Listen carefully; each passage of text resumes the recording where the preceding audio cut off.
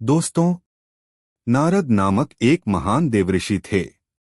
जैसे मनुष्यों में ऋषि महान योगी होते हैं, वैसे ही देवताओं में भी महान योगी होते हैं। नारद एक अच्छे योगी थे और बहुत महान। वे हर जगह यात्रा करते थे। एक दिन वे एक जंगल से गुजर रहे थे और उन्होंने एक व्यक्ति को देखा जो तब तक ध्यान में लगा रहा था जब तक कि सफेद चींटियों ने उसके शरीर के चारों ओर एक बड़ा टीला नहीं बना दिया था। वह इतनी देर से उसी मुद्रा में बैठा था। उन्होंने नारद से पूछा, तुम कहाँ जा रहे हो? नारद ने उत्तर दिया, मैं स्वर्ग जा रहा हूँ। तो भगवान से पूछो कि वे मुझ पर कब दया करेंगे, कब मुझे मुक्ति मिलेगी। आगे नारद ने एक और व्यक्ति को देखा।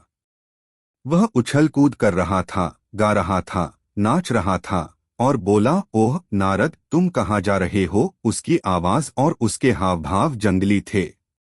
नारद ने कहा, मैं स्वर्ग जा रहा हूँ। तो पूछो कि मैं कब मुक्त होऊंगा? नारद आगे कहते रहे। कुछ समय बाद वे फिर उसी रास्ते से आए और वहां वह व्यक्ति था जो अपने चारों ओर चींटियों के टीले के साथ ध्यान कर रहा था।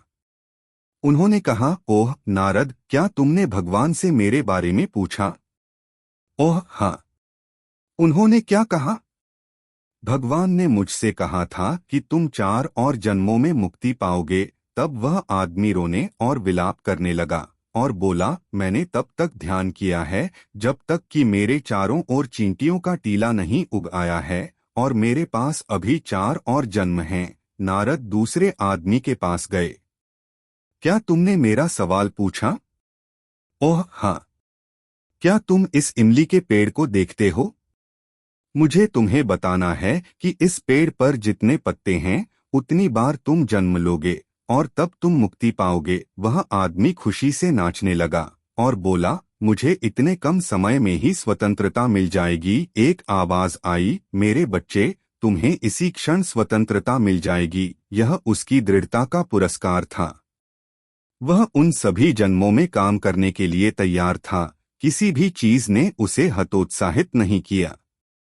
लेकिन पहले आदमी को लगा कि 4 और जन्म भी बहुत लंबे थे। केवल दृढ़ता, उस व्यक्ति की तरह जो युगों तक प्रतीक्षा करने को तैयार था, सर्वोच्च परिणाम लाती है।